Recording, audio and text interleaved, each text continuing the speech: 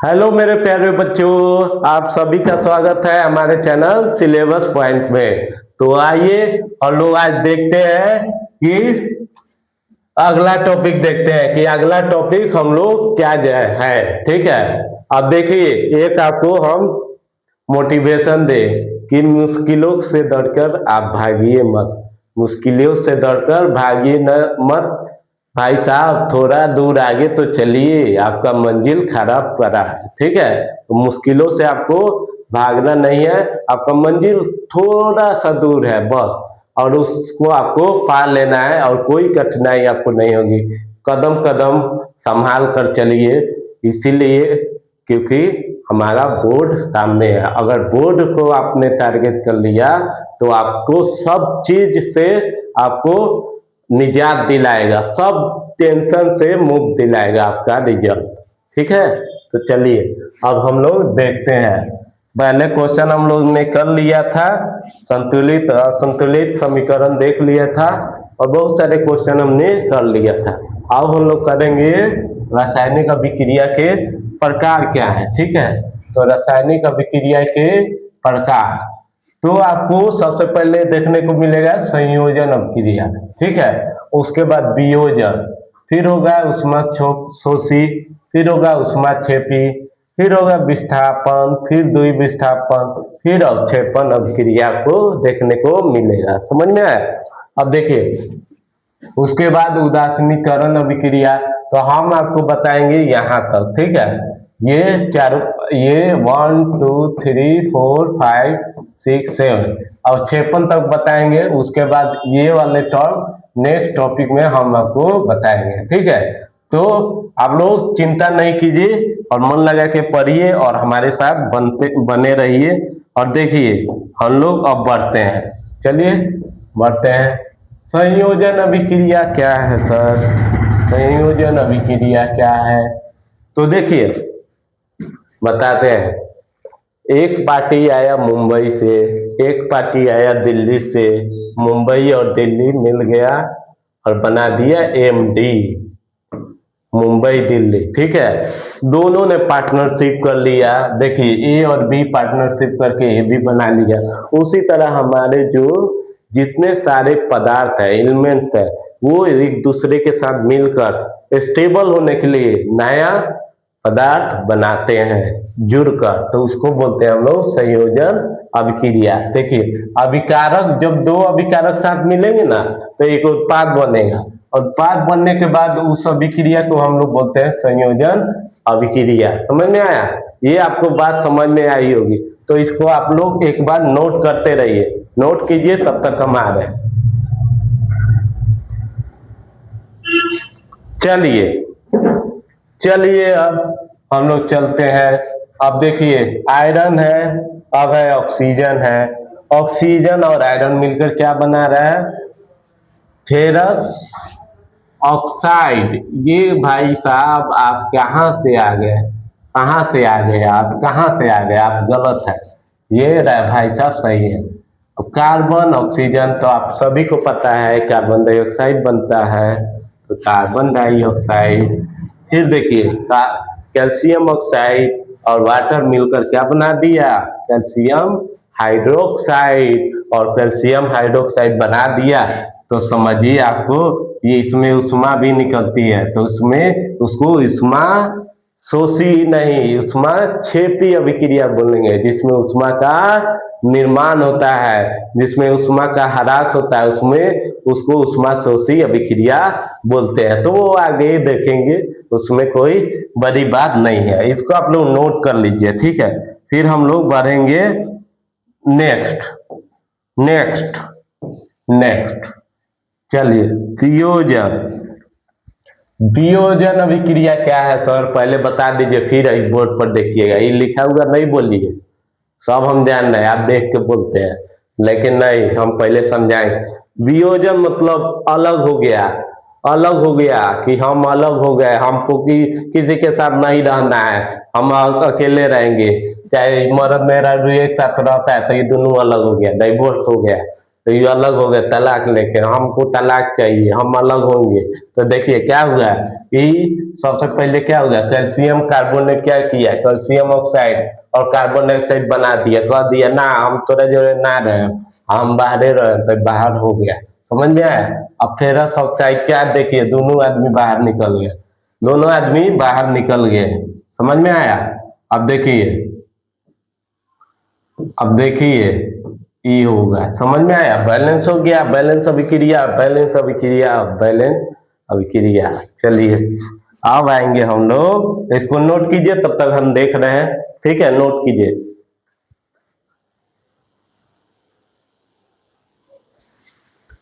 तो चलिए चलिए चलिए, तो कहाँ चले सर, आप कहाँ ले जा रहे हैं हमको, कहीं नहीं, यहाँ देखिए, यहाँ ले जा रहे हैं। देखिए उष्मा शोषी अभिक्रिया क्या है, एक उदाहरण दे दीजिए सर, हमको एक उदाहरण चाहिए बस। उष्मा शोषी अभिक्रिया क्या है, तो वैसी रासायनिक अभिक्रिया जिसमें अभिक्रिया के फलस्वरूप उष्मा का अवशोषण होता है। अभिक्रिया के फलस्वरूप क्या बनेगा, उष्मा बनेगा, और उष्मा का अवशोषण होगा, और उसे उष्मा शोषी अभिक्रिया कहते हैं। मतलब उष्मा को सोख लिया, उसको उष्मा शोषी अभिक्रिया कहेंगे। समझ आया। अब मान लीजिए हमारा जार लग रहा है, तो जाके आगे लेके बैठ गए, मतलब उष्मा हमारे अंदर आ गया, और हम जार से एकदम फ्री हो गए है, हमको जार नहीं लग रहा है। चलो अब चलिए आगे पढ़े। हाँ चलिए चलिए,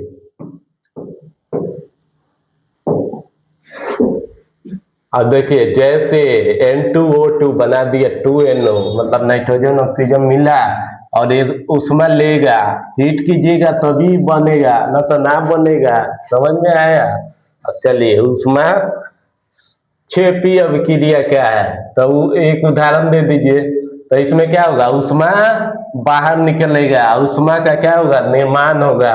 तो वैसी अभिक्रिया जिसमें क्या होता है, उत्पाद के साथ उष्मा का निर्माण होता है, उसको बोलते हैं उष्मा क्षेपी अभिक्रिया। जैसे श्वसन अभिक्रिया, सांस लेने की अभिक्रिया को हम लोग श्वसन अभिक्रिया बोलते हैं। तो वो हुआ, ठीक है, जिसमें देखिए कैल्शियम ऑक्साइड जल के साथ मिलकर क्या बन गया है, बना दिया कैल्शियम हाइड्रोक्साइड, में उष्मा बन जाएगा। जैसे जाइएगा चूना में पानी डाल के मुंह से फूकिएगा, ऐसे फूकिएगा तो देखिएगा उसमें से बुलबुला, और उसको छुइएगा तो गर्म हो जाएगा, तो उसमें से क्या निकल रहा है, उष्मा निकल रहा है। चलिए अब देखते हैं श्वसन क्रिया को उष्मा क्षेपी अभिक्रिया क्यों कहा जाता है। तो आप खाना खाते हैं, कहिएगा जी हाँ खाते हैं, क्या बात है आपसे। तो देखिए आपको ऑक्सीजन लेना पड़ता है, क्या करने के लिए, भोजन को पचाने के लिए। भोजन जब पचता है तो क्या होता है कि ग्लूकोज में टूटता है, कार्बोहाइड्रेट ग्लूकोज में टूटेगा, और ग्लूकोज में टूटेगा और उष्मा का निर्माण करेगा, तो उसमें उष्मा किसको अभिक्रिया करेंगे, उष्मा क्षेपी अभिक्रिया। बात समझ में आई। तो इसमें कुछ नहीं लिखा है।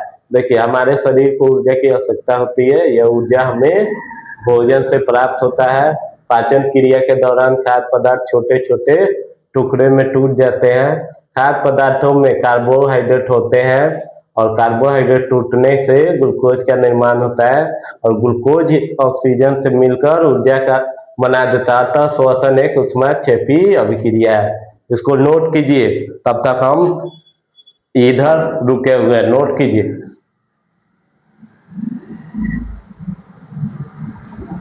चलिए उम्मीद है आपने नोट कर लिया होगा। अब हम लोग बढ़ते हैं नीचे।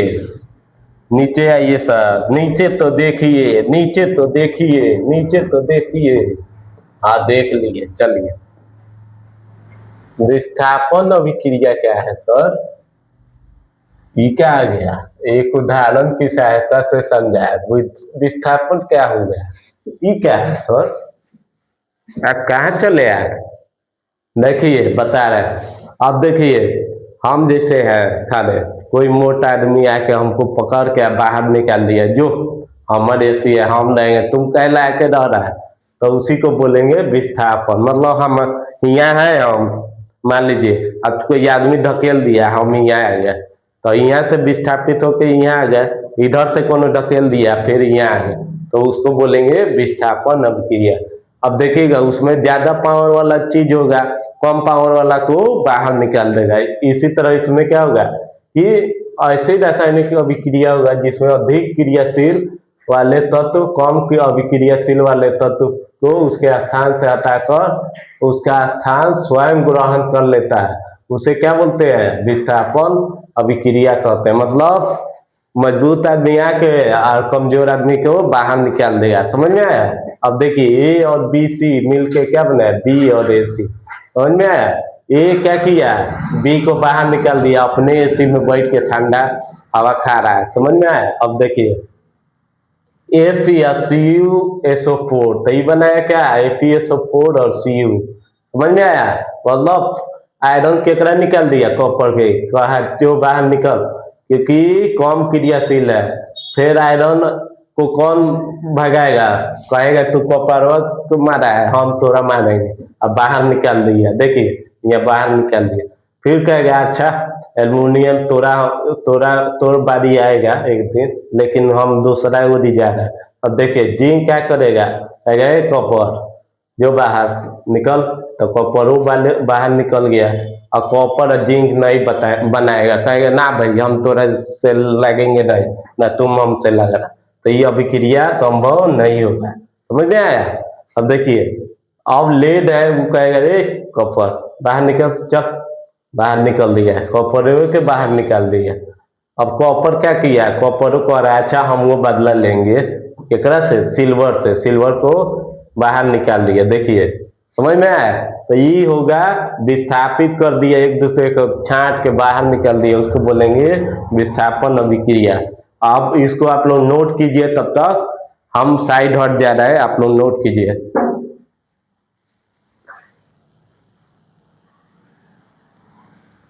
चलिए भाई साहब नोट हो गया होगा। अब चलिए अब चलते हैं नीचे, नीचे चलते हैं। हाँ अब आया असली मजा। अब असली मजा आया। अधिक क्रियाशील वाले धातु अम्लों के साथ अब क्रिया करके क्या करते हैं? हाइड्रोजन को हटा देते हैं, तो यो विस्थापन में आएगा। समझ में आया? क्या करता है? अम्ल में से हाइड्रोजन को निकाल देगा। भाई बाग जिंक केकरा निकाल देगा हाइड्रोजन को, हम सल्फेट बनाएंगे, हम क्लोराइड बनाएंगे, थोड़ा बाहर निकलना पड़ेगा। अब आ गया आगे, आगे देखिए कौन है धातु भाई? वो धातु को हटा सकता है, तो ये हैंग आ जाइएगा, हैंग सीढ़ी लगा के नीचे चले जाइएगा, ऊपर नहीं जाना है, सीढ़ी नीचे ले जाना है, तो ऊपर वाला ज्यादा क्रियाशील रहेगा। समझ में आया? और नीचे बढ़ते जाइएगा तो कम क्रियाशील होते जाएगा, होते जाएगा, होते जाएगा। ये याद कर लीजिएगा। फिर ये नीचे जाइएगा तो कम क्रियाशील होते जाएगा, होते जाएगा, होते जाएगा। समझ में आया? तो इसको नोट कर लीजिए, ये जरूरी है, बहुत जरूरी है। आप कहीं भी क्लास में चले जाइएगा, अगर केमिस्ट्री ले रहे हैं, रसायन विज्ञान, तो ये जरूर पढ़ना होगा। समझ में आया? तो इसको नोट कर लीजिए, नोट कीजिए।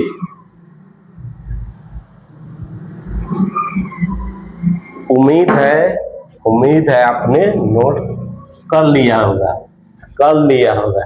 चलिए अब कर लिया होगा, तो हम लोग कर रहे हैं दूसरा चीज। अब दूसरा चीज क्या है? तो कहेंगे नहीं ऊपर आइए। हाँ ऊपर आ गए सर, चलिए ऊपर आ गए, चंदन सर भी आ गए ऊपर। चलिए अब हाइड्रोजन के नीचे वाला सभी तत्व जल से अभिक्रिया नहीं करते हैं। हाइड्रोजन के नीचे वाला जल से अभिक्रिया नहीं करेगा, लेकिन ऊपर वाला तत्व नीचे वाला तत्व से अधिक सक्रिय होता है। जैसे पानी गर्म कीजिएगा, ऊपर वाला उड़ जाएगा, लेकिन नीचे वाला रहेगा। तो उसी तरह इसमें होता है। समझ में आया? एज ए एग्जाम्पल देख लीजिए कि एक दो से अधिक सक्रिय होता है, मतलब एक प्लस दो से सक्रिय होता है, अधिक सक्रिय होता है। और ऊपर वाला नीचे वाला को हटा सकता है, लेकिन नीचे वाला ऊपर वाला को नहीं हटा सकता है। समझ में आया? नहीं हटा सकता है। जैसे -1 -3 को नहीं हटा सकता है, लेकिन 3 -1 को नहीं हटा सकता है। ठीक है? जैसे 1 -1 -3 को हटा सकता है, लेकिन 3 जो -3 है वो -1 को नहीं हटा सकता है। समझ में आया? अब चलिए आप देखिए, अब तांबा की बारी है। तांबा वाला है, आप चलिए। तांबा का टैंक बनाया जाता है जबकि लोहा का नहीं। क्यों भाई? तांबा का ही हम काहे बनाएंगे? तो देखिए बता रहा है, जो आयरन होता है ना, वो ऑक्सीजन से अभिक्रिया करके आयरन का ऑक्साइड बना देता है। बहुत क्रियाशील होता है, इतना होता है कि वो जल्दी झड़ने लगता है, पूरा जंग लग जाता है, भूरा भूरा काला हो जाता है।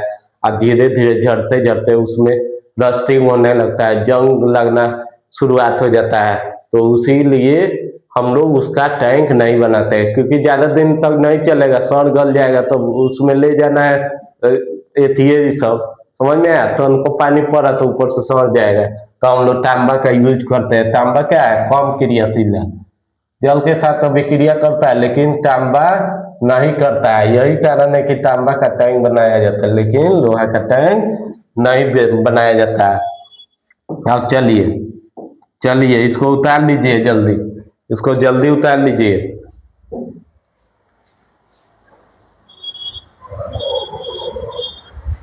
चलिए अब बढ़ते हैं हम लोग आगे। द्विविस्थापन अभिक्रिया और उभय विस्थापन क्या है ये बताइए। छोड़िए, छोड़िए आप सब, हमको ये बताना है। चलिए, द्वि विस्थापन क्या है और उभय विस्थापन मतलब, द्वि विस्थापन मतलब क्या हुआ? एक गोरा को पैसा दीजिए, उधर से वो माल देगा, इन्हें से पैसा दीजिए, वो माल देगा। तो क्या किए? एक दूसरे के एक्सचेंज किए, एक्सचेंज किए और एक्सचेंज किए। तो क्या हुआ कि उससे जो अभिक्रिया होगी, वो जो अभिक्रिया होगा उसको बोलेंगे उभय विस्थापन अभिक्रिया। देखिए, जब दो यौगिक अपने आणों की अदला बदली करते हैं तो यौगिकों का निर्माण करते हैं। तो इस प्रकार की अभिक्रिया को हम लोग बोलते हैं द्वि विस्थापन अभिक्रिया। ठीक है, इसको क्या बोलते हैं? द्वि विस्थापन अभिक्रिया। और देखिए ये क्या किया, डी के साथ चला गया, मतलब डी एक भेज दिया सी वाला। अब डी वाला कहा है चल हम सी के जगह चल जाते हैं, सी बी और डी डी बना के। बेरियम कहाँ चला गया? एक पास, सल्फेट के पास। आई चला है क्लोरीन के पास, तो सल्फेट क्लोराइड बना दिया। देखिए यहाँ barium chloride, sodium sulphate, barium sulphate, sodium chloride. हाँ सॉरी भाई सॉरी, सोडियम कहाँ भाग गया? इधर आई, इधर भाग गया, एक्सचेंज कर दिया, एक दूसरे का अदला बदली रह गया। आप आसानी से देख सकते हैं अदला बदली कर दे रहा है, यहाँ अदला बदली कर दिया। कहे ऐसा और हम हैं एक साथ, क्या चिंता करता है? ये यहाँ चल गया, यहाँ चल गया, और ये यहाँ चल गया। देखिए ये बन गया, अब ये यहाँ चल गया। ठीक है, कहाँ? यहाँ बड़ी दूर जा रहा है और ये दूर जा रहा है, यहाँ बना दिया। इसका नाम क्या है? तो silver chloride, sodium nitrate, ferrous sulphate, copper sulphide. ठीक है, क्यूप्रस चाहे कॉपर सल्फाइड बोलते हैं, इसको बोलते हैं आपको लेड नाइट्रेट, इसको पोटेशियम नाइट्रेट और लेड आयोडाइड। ठीक है, चलिए नाम आप लोग देख लीजिए, तब तक हम हट जाते हैं। आप लोग अच्छी तरह से इसको नोट कर लीजिए।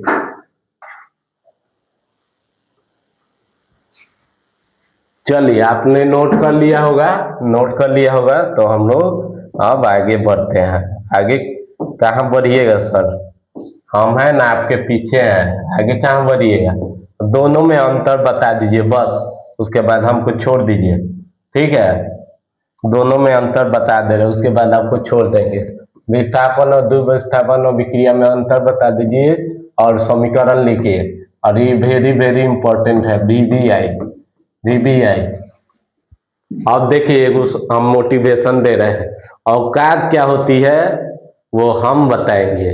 ठीक है, औकात क्या होती है वो हम बताएंगे।